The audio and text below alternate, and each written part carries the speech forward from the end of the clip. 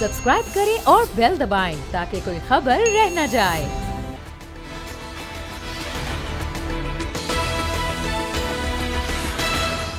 अस्सलाम वालेकुम, मैं हूं फैसल अजीज़ खान।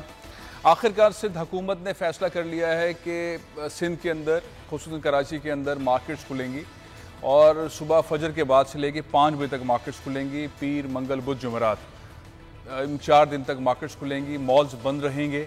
बहुत सारे जो एक सख्ती वाला इन्वायरमेंट था उसकी नरमी की बात की जा रही है।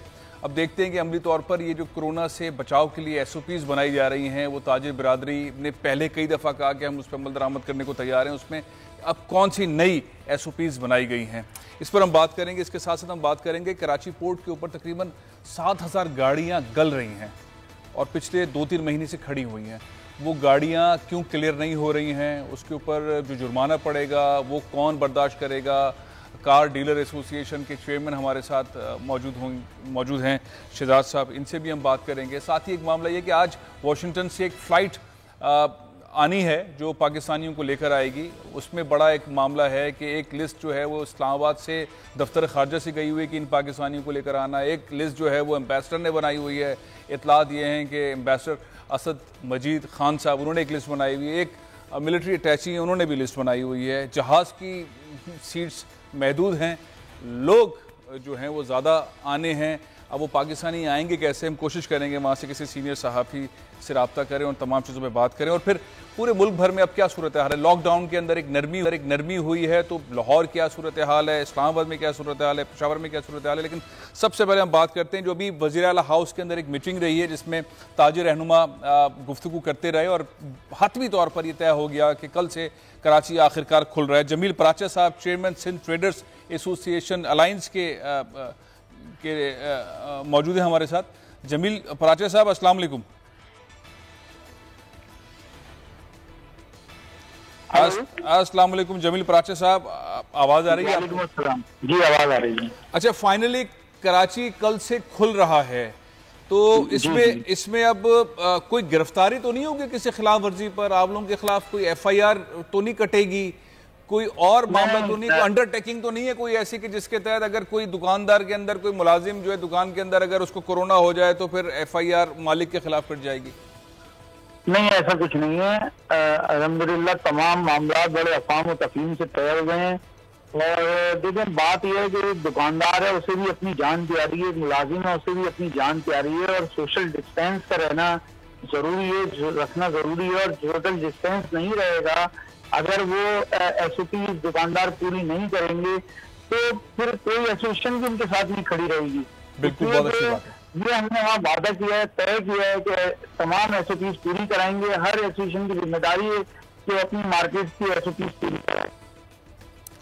हर एसोसिएशन। अच्छा, अब जो है वो फैसला ये हुआ है कि छोटी बड़ी सारी दुकानें खुलेंगी, मॉल्स नहीं खुलेंगे, बड़ी बड़ी मार्केट्स नहीं खुलेंगी, और वो सुबह फजर के बाद से खुलेंगी और 5 बजे तक खुली रहेंगी। ऐसा ही है? 6 बजे से शाम 4 बजे तक का टाइम दिया CM साहब ने। ठीक है। सुबह 6 बजे दुकानें खुलेंगी और शाम 4 बजे तक खुली रहेंगी। शाम 4 बजे तक के साथ शाम 4 बजे तक। तक ये भी कहा है कि लोगों में अभी अवेयरनेस नहीं है, लिहाजा हम अवेयरनेस कैंप लगाना चाहते हैं, तो उन्होंने उसको ओके किया है।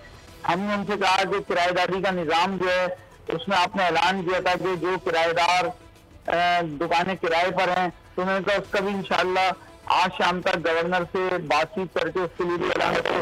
प्रोविजनल टैक्सेस की बात हुई कि सूबाई गवर्नमेंट के जितने टैक्सेस हैं, उन्होंने कहा अगले मरहले में इंशाल्लाह उसका भी ऐलान कर देंगे। सूबाई टैक्सेस जो है वो खत्म करने का ऐलान कर देंगे, ये वजीर आला ने कहा। अच्छा, सूबाई टैक्सेस खत्म करने से होगा ये कि जो आपके ऊपर सेल्स टैक्स जैसी चीजें आती हैं, या कौन से ऐसे टैक्स है जो सूबाई टैक्स होते हैं, प्रॉपर्टी टैक्स होते हैं? देखें, एक तो प्रोविजनल टैक्स होता है, स्टेट टैक्स होता है, प्रोविजनल टैक्स होता है, एक अपना प्रॉपर्टी टैक्स होते हैं, ये सूबाई टैक्स हैं। तो फिलहाल हम तो इसे सब खत्म कर दी जाएंगे।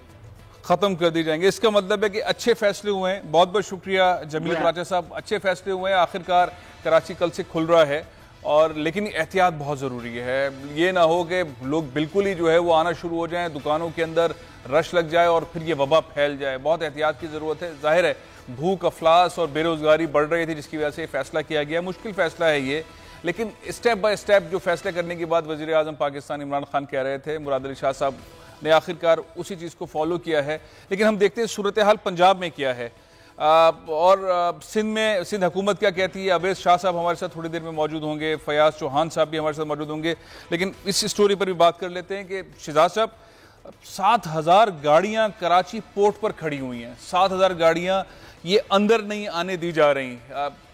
कोरोना की वजह से ही है मामला, कस्टम की टीम्स काम नहीं कर रही हैं, लॉकडाउन वजह है, इसके ऊपर क्या फ़र्क पड़ रहा है? गाड़ियां गल रही हैं 3 महीने से।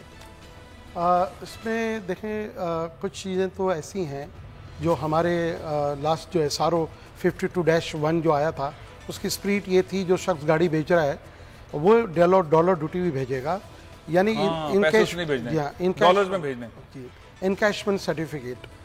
तो कोई 1.5 महीना तो वो हमें उसमें लगा, उसमें कुछ लोगों के इनकैशमेंट आ गए, कुछ के नहीं आए। फिर ये इत्तफाकन जो कोरोना की जो वबा है ये आ गई, तो तकरीबन कोई 3-3 साढ़े 3 माह हो गए गाड़ियाँ खड़ी हैं।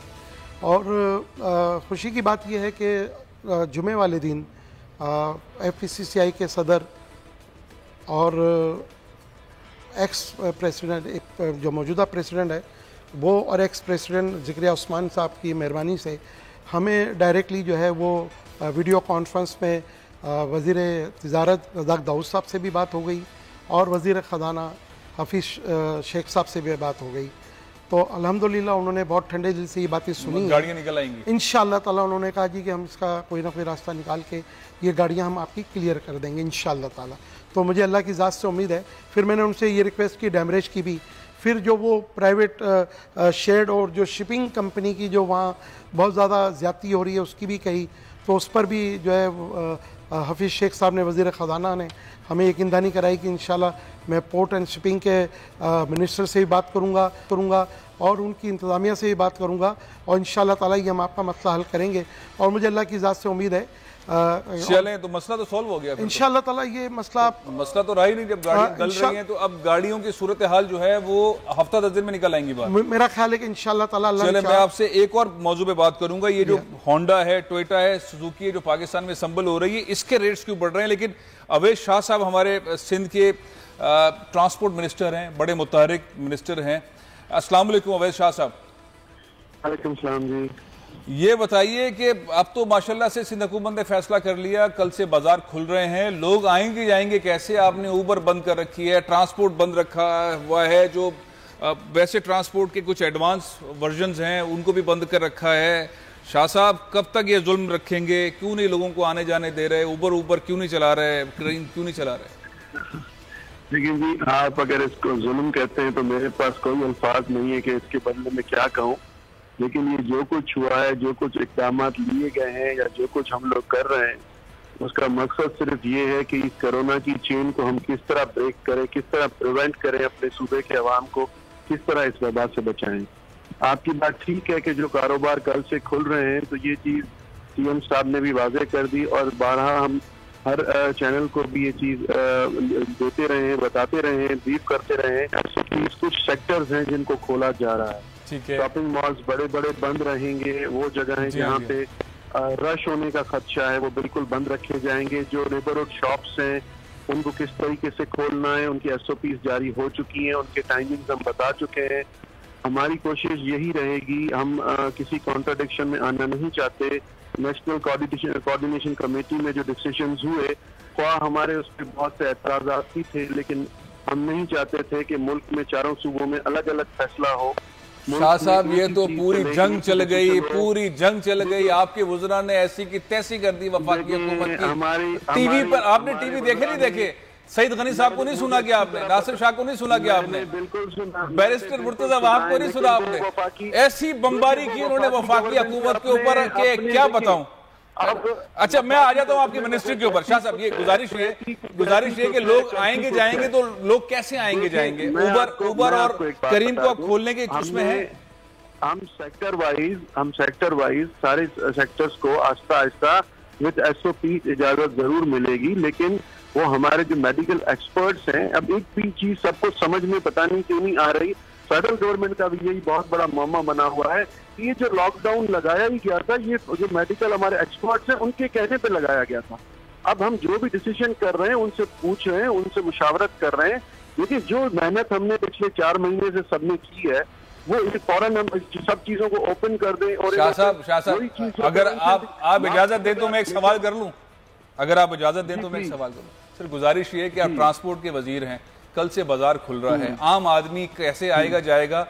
क्या उबर और करीम आप खोल रहे हैं कोई एसओपी बनाकर? देखिए उबर बाप जिस बाजार का जिक्र आप कर रहे हैं, मैं आपके सवाल का ही प्रिसाइसली जवाब दे दूं टू द पॉइंट। जी जी, वो बाजार अभी तक नहीं ओपन हो रहे। ये नेबरहुड शॉप्स हैं और गली मोहल्लों में जो शॉप्स खुलनी चाहिए, जो छोटे मोटे जो शॉप्स होते हैं उनको इजाजत दी गई है।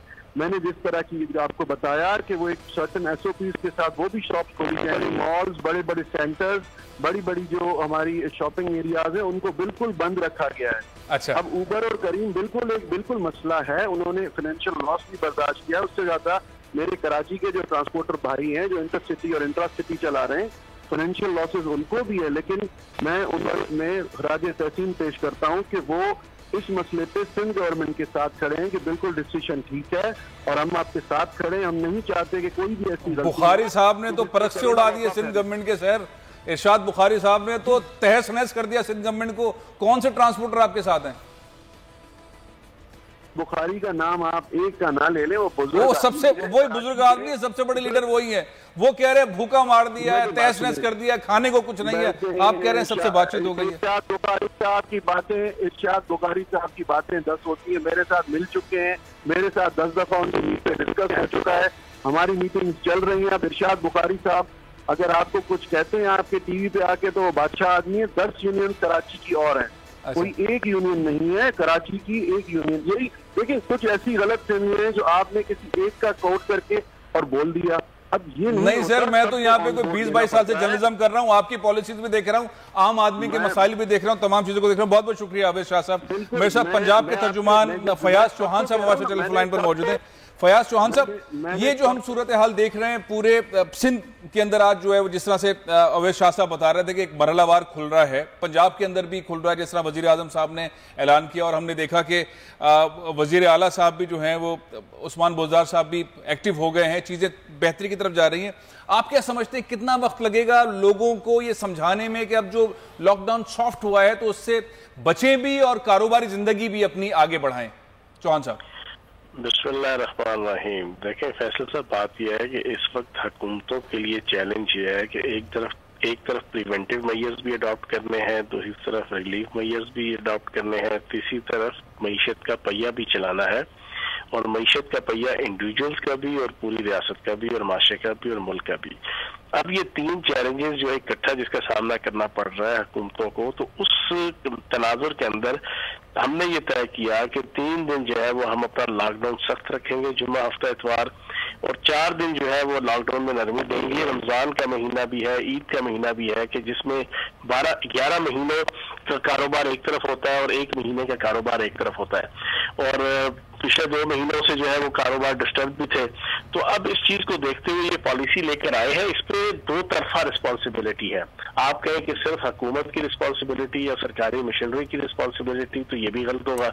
आप कहें कि सिर्फ आवाम की रिस्पॉन्सिबिलिटी है कि वो जो है वो एसओपीज को अडॉप्ट करें, सोशल डिस्टेंसिंग को, और जितने रूल्स और रेगुलेशंस हैं हुकूमत की तरफ से बताए हुए उनके ऊपर उनको ओबे करें, तो ये भी गलत होगा। ये 2 तरफा है, जो है वो अपनी अपनी रिस्पॉन्सिबिलिटी पूरी करनी पड़ेगी, तब जाके इस लॉकडाउन में जो रिलीफ मिला है, जिसका कंसिक्वेंटली जो ऑब्जेक्टिव है वो ये है कि इंडिविजुअल्स की इकोनॉमी और मीशत भी जो है वो खराब ना हो, और मुल्क की भी इकोनॉमी और मीशत जो है वो खराब ना हो, मुल्क की मीशत का पहिया चलता रहे, और घरों के अंदर बसने वाले जो अफराद है उनकी पेट की आग भी बुझती रहे और उनके किचन के चूल्हे भी जलते रहे। ये एक ऑब्जेक्टिव है। तो इस पे 2 तरफा रिस्पॉन्सिबिलिटी है। अब अल्लाह पाक करम करे जो है ना, सारे तबकात जो है इसके ऊपर अमल पैरा हो तो मामला चलेंगे। खुदा ना खास्ता कोई बेहतियाती की तो फिर वही वजीर आजम पाकिस्तान इमरान खान साहब वाली बात है कि ये ना हो कि फिर दोबारा मुकम्मल लॉकडाउन की तरफ जाना पड़े। बात है, बिल्कुल दुरुस्त कह रहे हैं। ये जो माशी तौर पर जो बिजनेस कम्युनिटी है, जैसे यहाँ पर परेशान रही है, सिंध में परेशान रही है, पंजाब में भी परेशान रही है, उसके लिए कोई पैकेजेस, स्पेशल पैकेजेस की तरफ जा रहे हैं? कोई बिला सूद कर्जों की तरफ जा रहे हैं? देखिए फैसल भाई, सबसे पहले वजीर आला पंजाब सरदार उस्मान बुज़दार साहब और उनकी हुकूमत ने 18 अरब रुपए टैक्स एग्जेम्पशन का पैकेज दिया था। सबसे पहले हमने, जिस तरह मेरी मिनिस्ट्री ने वजीर आला पंजाब सरदार उस्मान बुज़दार साहब की क़यादत में सबसे पहले सहाफ़ियों के लिए रिलीफ पैकेज दिया कोरोना वायरस के हवाले से, जो बाकी अभी तक कोई सूबा नहीं दे सका, जो हमने दिया आज से 1.5 महीना पहले। इसी तरीके से टैक्स एग्जेम्पशन का भी जनाब हमने दिया। फिर उसके अलावा बिजली के बिलों के हवाले से, यूटिलिटी बिल्स के हवाले से जो रिलीफ था वो भी हमने बड़ा बर वक्त जो है ना उसको हमने दिया। तो ये इस किस्म के मुख्तलिफ जो है वो हमने जनाब पैकेजेस दिए हैं, इंसेंटिव दिए हैं, और हमने अपना कर्टेल किया अपना बजट। अब हम देख रहे हैं वो पिछले 2 महीने से रोना रोती है जनाब, हमें वफाक की तरफ से कैश नहीं मिल रहा, पैसा नहीं मिल रहा, ये नहीं हो रहा, वो नहीं हो रहा।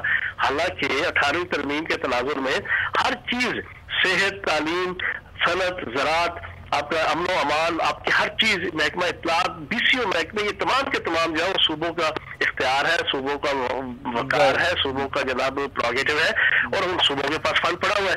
हमारे पास जितना फंड था हमने अपना ADP कर्टेल किया, हमने अपना डेवलपमेंट बजट अरबों रुपए कर्टेल किया, हमने अपना नॉन डेवलपमेंट बजट अरबों रुपए कर्टेल किया, और सारे का सारा झोंक दिया हमने कोरोना। बहुत बहुत शुक्रिया फयाज चौहान साहब, बहुत बहुत शुक्रिया। पंजाब हुकूमत भी सब मिलकर आगे बढ़ने की कोशिश कर रहे हैं। वबा बहुत खतरनाक है, बाजार खुल रहे हैं, लेकिन इसका मतलब ये नहीं है कि हम बहुत ही आज़ादी से जो है वो आवाम मार्केट में आ जाए और उस तरह से खरीदारी शुरू कर दे और वबा को फिर ऐसे गले लगा ले कि फिर बिल्कुल सख्त लॉकडाउन वाली बात की तरफ चले जाएं।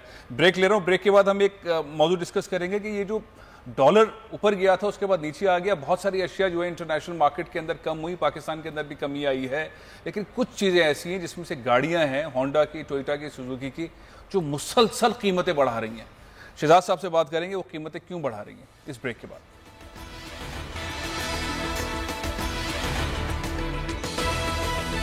आ जाए। Welcome back. पाकिस्तान के अंदर जो गाड़ियाँ असेंबल होती हैं वो होंडा की हों, टोयोटा की हों, सुजुकी की हों, उनके प्राइजेस में इजाफा जब होता है तो हुकूमत से बात की जाती है। यूजुअली इजाफे का जो बहाना बनाया जाता है वो डॉलर रुपए के मुकाबले में उसका ग्रोथ होना, बढ़ जाना, इसको बहाना बनाया जाता है। लेकिन अगर आप डेटा देखें, मैं अहमद से कहूँगा कि वो स्क्रीन पर भी आपको दिखाएं कि पाकिस्तान में जनवरी 2019 से लेके अप्रैल 2020 तक एक टोयोटा की गाड़ी के अंदर अगर पैसे बढ़े हैं तो वो 6,35,000 रुपये, 8,15,000 रुपये गाड़ी की कीमत में इजाफा हुआ है, कोरोला की गाड़ी की कीमत में इजाफा हुआ है। इसी तरह से होंडा की अगर हम प्राइस देखें तो जनवरी 2019 से मई 2020 तक जो प्राइजेस में इजाफा हुआ है सिविक में, वो कीमत है 9,40,000 रुपये का इजाफा हुआ है। ये कीमतों में इजाफा इसी तरह से सुजुकी के अंदर भी देख लीजिए। डॉलर अभी रिसेंटली ऊपर गया लेकिन उसके बाद नीचे आया, नीचे आने के बाद भी उसके प्राइजेस इस वक्त जो है वो 158-157 रुपये का डॉलर है। प्राइजेस ऊपर चले जाते हैं। हमारे जो वज़ीर हैं हमाद अजहर साहब बड़े एक्टिव वज़ीर हैं, शायद उनके रिडार में ये कंपनियां नहीं आ रही, या कुछ लोग मिले हुए हैं इनको रोकते नहीं हैं। पाकिस्तान में एक तरफ सारी दुनिया के अंदर गाड़ियों के प्राइजेस में 50% कमी आई है। जापान के अंदर गाड़ियों की कीमतों में 50% कमी आई है। अमेरिका के अंदर गाड़ियों की कीमतों में 50%, 40% कमी आई है। पाकिस्तान एक अजीब मुल्क है। पाकिस्तान के अंदर न ब्यूरोक्रेसी इसको देख रही है, ना वज़रा इसको देख रहे हैं, मन माने इजाफे हो रहे हैं। 9 लाख रुपए गाड़ी की कीमतों में इजाफा कर दिया, 8 लाख रुपए गाड़ी की कीमतों में इजाफा कर दिया। बाहर से गाड़ियां आ नहीं सकती है, पॉलिसीज बहुत अजीब सी हैं, बाहर से गाड़ियां आने पर पाबंदी है। मामला क्या है, यूज्ड गाड़ियां नहीं आ सकती, जो मुल्क के अंदर गाड़ियां हैं उनकी कीमतें बढ़ रही हैं, सारी दुनिया के अंदर कीमतें कम हो रही हैं। क्या लॉजिक है इमरान खान साहब की गवर्नमेंट के अंदर? शहजाद साहब, क्या वजह है कि ये नई जो गाड़ियां हैं इनकी कीमतों में 5 लाख, 6 लाख, 7 लाख, 8 लाख, 10 लाख रुपए तक का इजाफा हो गया? देखें, ये जो 3 खासकर ये टोयोटा, होंडा और सुजुकी जो माफिया है, ये फैसल भाई इतना स्ट्रॉन्ग माफिया है कि ये शायद हुकूमत वक्त को भी कुछ नहीं समझता। और अभी में देखें कि पूरी दुनिया इस लॉकडाउन के अंदर फंसी हुई है। पूरी दुनिया के अंदर फैक्ट्रीज बंद है ऑटोमोबाइल की। इवन पाकिस्तान में भी तीनों टोयोटा, होंडा, सुजुकी फैक्ट्रीज बंद है। तो कौन कीमतें लोग, कैसे बढ़ा रहे हैं? मैं वही कह रहा हूँ, कौन लोग जो गाड़ियां खरीद रहे हैं, कोई जीनबूत खरीद रहे हैं, फरिश्ते खरीद रहे हैं, इनकी क्या प्रोडक्शन डबल ट्रिपल हो गई है, क्या ऐसा हो गया है? फिर इन्होंने कहा जी प्रोडक्शन तो इनकी माइनस पे चली गई है, बंद है, बंद है ना? बंद है, टोटल बंद है, प्रोडक्शन टोटल बंद है। अच्छा, एक गाड़ी का वजूद अभी आया नहीं है, बाजार में गाड़ी नहीं आई, उसकी कीमत बढ़ा दी। यारिस की कीमत जो है वो इन्होंने बढ़ा दी। क्यों भाई? अभी अभी लॉन्च नहीं हुई, उसकी कीमत बढ़ा दी। जब हमने ये तहकीकात की तो पता चला जी डॉलर ऊपर चला गया, वाकई डॉलर ऊपर चला गया। लेकिन ये देखें कि हुकूमत की काविशों से ये डॉलर दोबारा 160 के अंदर आ गया। तो अब मेरा ये ख्याल है कि हुकूमत को कम से कम जो पहले के प्राइसेस है वो तो ठीक है, लेकिन ये 1.5 लाख से लेके 5 लाख तक टोयोटा ने बढ़ा दिए, 1,20,000 पे जो है वो होंडा ने बढ़ा दिए। अभी की मैं बात कर रहा हूँ, सिर्फ ये 10 दिन पहले की, 10 दिन पहले जो एक हफ्ते के अंदर जी जी जी जी जो ये लॉकडाउन के अंदर पता नहीं कौन इनसे गाड़ियां खरीद रहा है। फिर 3,67,000 रुपए का इजाफा कर दिया है। सुजुकी जो है वो शायद मंगल या बुध तक वो भी कीमतें बढ़ा दें। तो इस वक्त हुकूमत को ये देखने की ज़रूरत है।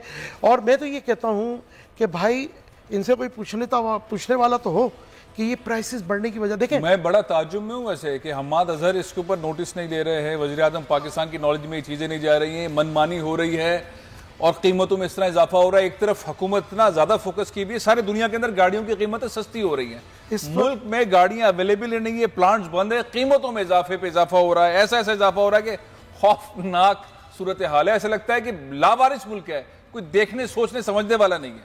हम्माद अजहर साहब अभी पिछले दिनों ही उनको पोर्टफोलियो चेंज हुआ है और वो इंडस्ट्रीज और प्रोडक्शन के हुए हैं, और मुझे अल्लाह की ज़ात से उम्मीद है, उनसे भी उम्मीद है, हम्माद अजहर साहब से भी उम्मीद है कि वो लेंगे इस पर एक्शन।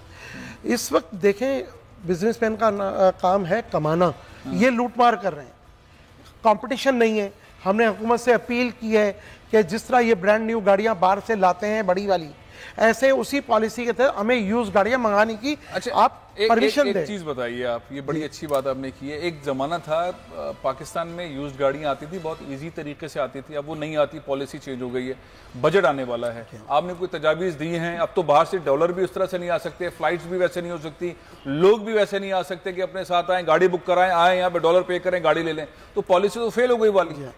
बिल्कुल, मैंने हुकूमत से अपील की है, मेरी बजट तजवीज़ जो है वो जा चुकी है, और मैंने उसमें इनसे यही रिक्वेस्ट की है, क्योंकि इन हालात के अंदर ना तो जो है वो डॉलर ट्रांजिशन बाहर से हो सकती है, ना ही पैसेंजर जो है वो आ सकता है, इंटरनेशनली फ़्लाइटें बंद हैं।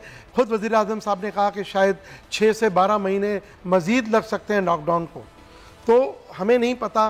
तो मैंने ये रिक्वेस्ट की है कि इन लोकल असम्बलरों से अगर मुकाबला हमें करना है और प्राइसेस को कंट्रोल में करना है या कम करना है, इस वक्त जापान के अंदर 50% से ज़्यादा, आप तो 50 कह रहे हैं, मैं उससे बढ़ के आपको बता रहा हूँ, 50% से ज़्यादा गाड़ियों की कीमतों में कमी आई है जापान में। वाकई 50% से ज़्यादा। अच्छा, तो अब ये यूज्ड गाड़ियाँ या नई गाड़ियाँ? देखें, नई तो वहाँ कोई खरीदने के लिए तैयार नहीं है, वो तो कहते हैं किस रेट में लेना है। यूज गाड़ियां 60% गिर गई है, उठाना चाहिए 60%। बिल्कुल, देखें मैंने हुकूमत से यही कि मेहरबानी करके हमें कमर्शियल इंपोर्ट अलाउ कर दें। हम इस वक्त भी इस पोजीशन में हैं कि हमें अगर हुकूमत ये डायरेक्ट कमर्शियल इंपोर्ट अलाउ कर दें तो हम इस वक्त भी 100 से 150 अरब हुकूमत को ड्यूटी की मद में हम दे सकते हैं। लास्ट 2018 में हम 100 अरब दे चुके हैं। अगर इस तरह करेंगे तो ये जो आपकी यहाँ पे लोकल असम्बलिंग है, ये तो सर प्लीज ये ना कहिएगा कि इनका क्या होगा। 30 साल से सुजुकी लूट रहा है, 24-25 साल से होंडा टोयोटा लूट रहा है। हुकूमत को क्या मिल रहा है? आवाम को चूना लगाया जा रहा है, आवाम को ना क्वालिटी दी जा रही है। आपका रोड सेफ्टी स्टैंडर्ड नहीं है, सब स्टैंडर्ड गाड़ियां दे रहे हैं, कुव्वत खरीद में आपकी गाड़ी नहीं है। बहुत माजरत के साथ मैं ये कह रहा हूँ, यहाँ वाली गाड़ियों के अंदर सेफ्टी के मेजर्स को भी बहुत पुअर रखा जाता है। फैसल भाई पड़ोस के मुल्क का नाम नहीं लेना चाहता, जो सुजुकी इन्होंने 650 सीसी की 16 लाख रुपए कर दिए, वो पड़ोस मुल्क में 4 लाख की है। अगर उनका रुपया स्ट्रांग है तो 7.5 लाख रुपए बनते हैं। और जो जी, और जो यहाँ पर जो गाड़ी इन्होंने दी है उसमें भी 400 BC की है इन्होंने, सेमी उसके अंदर जो हाइब्रिड सिस्टम है वो इन्होंने चोरी कर लिया, निकाल लिया है। अब आप बताइए कि ये हालत है, तो मैं ये उम्मीद कर रहा हूँ हुकूमत की रिस्पॉन्सिबिलिटी नहीं है कि वो इस तरह की बिल्कुल मुझे ये समझ में नहीं आ रहा कि हुकूमत कहाँ खड़ी है जब ये प्राइसेस वगैरह बढ़ाते हैं। इनकी क्वालिटी के लिए करके अब एक मुजाहिद वजीर जो है फवाद चौधरी, वो सामने आया है और उसने कहा है कि क्वालिटी कंट्रोल तो आपको बनाना पड़ेगा, स्टैंडर्ड आपको गाड़ियों का बनाना पड़ेगा। अब वो उसके पीछे भी पड़े हुए हैं फवाद चौधरी साहब के भी कि नहीं, आपका डोमेन ये नहीं है। वो कह रहा मैं साइंस एंड टेक्नोलॉजी और पाकिस्तान स्टैंडर्ड मेरे अंडर में आता है तो मैं ये नाफिज करूंगा और मुझे उम्मीद है कि वो शख्स इस पिन पे नाफिज कराएगा। आप 30 साल से हमें क्या दे रहे हैं, आप सब स्टैंडर्ड गाड़ियां दे रहे हैं। तो आप ये कह रहे हैं कि कमर्शियल इंपोर्ट जो है उसकी इजाजत दे दी जाए, गाड़ियां जो 40, 50, 60% प्राइजेस कमी हुई है जापान में, वो गाड़ियां पाकिस्तान लाई जाएं और इनकी मोनोपोली तोड़ी जाए और साथ में स्टैंडर्ड जो हैं वो बढ़ाए जाएं। जी, मैं एक और बात आपको बताऊं, इसमें मैंने हुकूमत को ये तजवीज़ भी दी है कि अगर हमें आप री एक्सपोर्ट की भी इजाज़त दें तो हम अफ्रीकन मुल्कों को, क्योंकि अफ्रीकन मुल्क ज़्यादातर जो है ना वो, अब जापान बहुत महंगा है, दुबई बहुत महंगा है। अच्छा, श्रीलंका ने 6 महीने के लिए कह दिया कि हम जापान से गाड़ियाँ नहीं खरीदेंगे, सिर्फ इस वबा की वजह से, कोरोना की वजह से। तो एक पाकिस्तान के हाथ में एक बहुत बड़ा फ़ायदा, जी बहुत बड़ा फ़ायदा हो सकता है। हुकूमत को फैसल भाई 100 से 150 अरब रेवेन्यू मिलेगा। और इस वक्त शहजाद साहब, मैं एक ब्रेक ले लूं, ब्रेक के बाद हम बात करेंगे, लेकिन एक और बहुत अहम मौजू है, दिलचस्प है। और पता नहीं कि जब हम नौकरियों की बात करते हैं, पूरे मुल्क के अंदर नौकरियों की बात करते हैं तो बड़ी मेरिट के ऊपर नौकरियां दी जाती हैं। सिंध के अंदर नौकरियों की बात करते हैं तो अचानक से बहुत सारी भर्तियां हो जाती हैं और समझ नहीं आता ऐसा क्यों है। और दूसरा अलमिया ये है कि अगर आपको किसी शहर के अंदर जॉब्स की ज़रूरत है तो वहाँ के लोगों को जॉब्स क्यों नहीं दी जाती, किसी और शहर के लोगों को ला के मर्ज क्यों किया जाता है। पुलिस का मामला है, पिछले साल हमने देखा तकरीबन 100 से ज़्यादा इंस्पेक्टर्स जो हैं वो अंदरूनी सिंध के मुख्तलिफ शहरों से जो भर्ती हुए वो कराची में ला के कराची पुलिस में मर्ज कर दिए गए। अभी चंद रोज़ पहले 151 पुलिस ऑफिसर्स हैं, उन्हें कराची पुलिस के अंदर मर्ज कर दिया गया है। ये कानून क्या है, तरीक़ेकार क्या है, कराची के लोगों को, यहाँ के रहने वालों को जॉब्स मिलेंगी, नहीं मिलेंगी, क्यों नहीं मिलेंगी, और क्या हमेशा ऐसा होता रहेगा कि दीगर शहरों के जो नौजवान हैं, अच्छी बात है उनको भी जॉब्स मिलनी चाहिए, लेकिन फिर इस शहर के लोगों का, कराची के लोगों का क्या होगा, इस पर हम बात करेंगे इस वक्फे के बाद।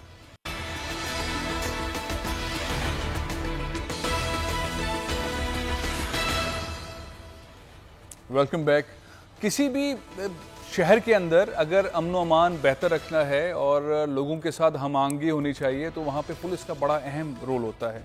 और पुलिस के अंदर सबसे इम्पॉर्टेंट जो पोस्ट है वो SHO की है, उसके बगैर पुलिस किसी काम की नहीं है। FIR से लेकर सारे मामला, तहकीकात, इलाके के अंदर सारे मामला को देखना, सब कुछ का मतलब SHO है। SSP साहब, DSP साहब, DIG साहब, इवन IG साहब, ये सारे सुपरवाइजरी रोल हैं। सबसे इम्पॉर्टेंट SHO है। ये अगर जब हम बात करते हैं कराची की तो हम देखते हैं कि यहाँ पे सिंध गवर्नमेंट ने बहुत सारी भर्तियाँ की, पूरे सिंध के अंदर तकरीबन 1 लाख नौकरियाँ दी, लेकिन कराची को नौकरियाँ देते हुए, देखते हुए नज़र नहीं आया है। यहाँ इस सूरत हाल के अंदर जहाँ कोरोना वाला मामला है, हमने देखा कि 191 इंस्पेक्टर्स वो मुख्तलिफ सिंध के शहरों के हैं, लाड़काना के, मीरपुर ख़ास के, सक्खर के, शिकारपुर के, उनको हैदराबाद के, उन्हें कराची में मर्ज कर दिया गया है। ये सिंध के जो नौजवान हैं इन्हें भर्ती किया इन शहरों के अंदर, उनके डोमिसाइल के ऊपर, उनके कोटे के ऊपर वो भर्ती हो गए। उसके बाद उन्हें कराची लाया गया है। 5 तारीख को नोटिफिकेशन निकला है। 191 इंस्पेक्टर्स हैं, इन्हें कराची पुलिस के अंदर ला के मर्ज कर दिया गया।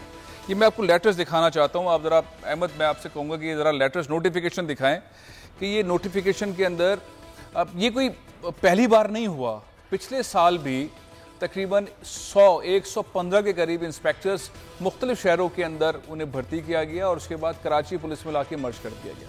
सवाल ये है कि क्या इस शहर के अंदर पुलिस के लोगों की भर्तियां नहीं हो सकती हैं? क्या कराची वालों को पुलिस में भर्ती नहीं किया जा सकता है?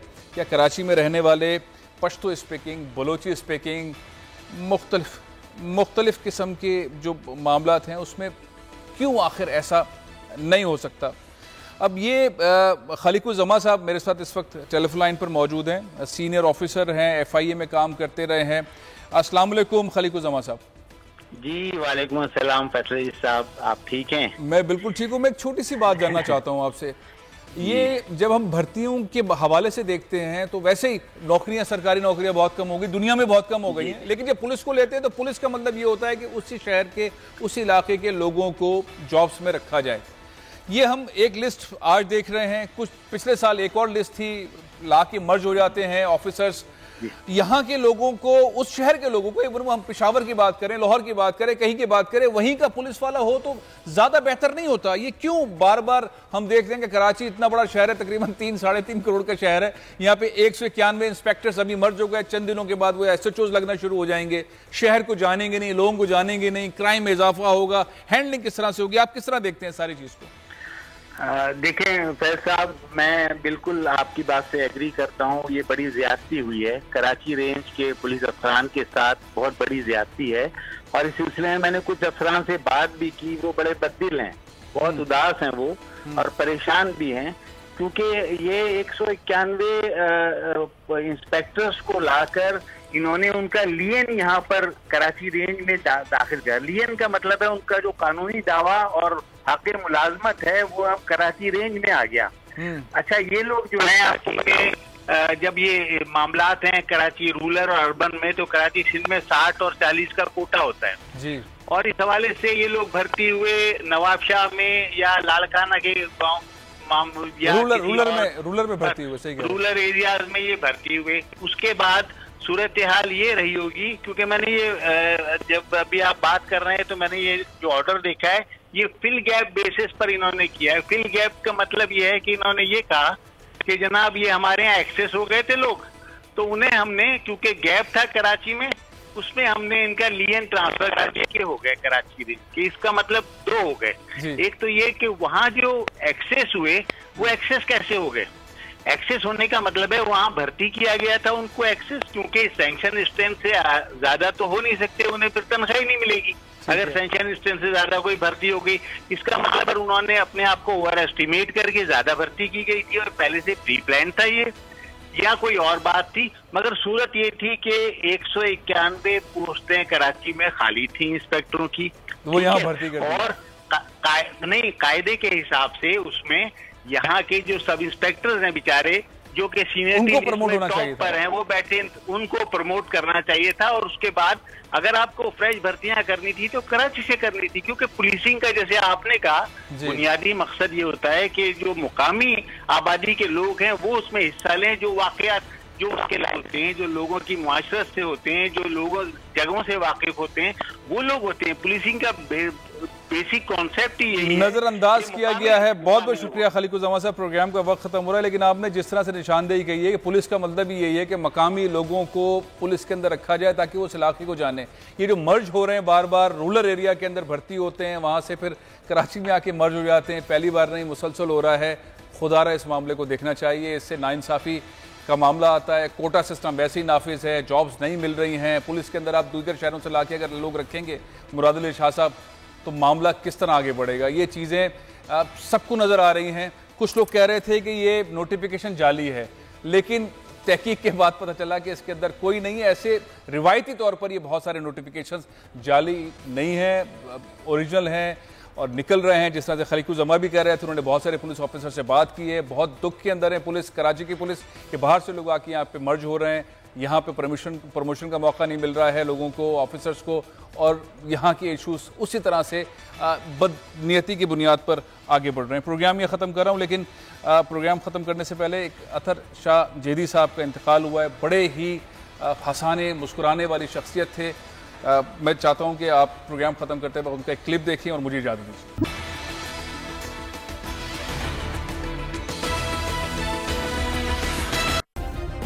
सब्सक्राइब करें और बेल दबाएं ताकि कोई खबर रह न जाए।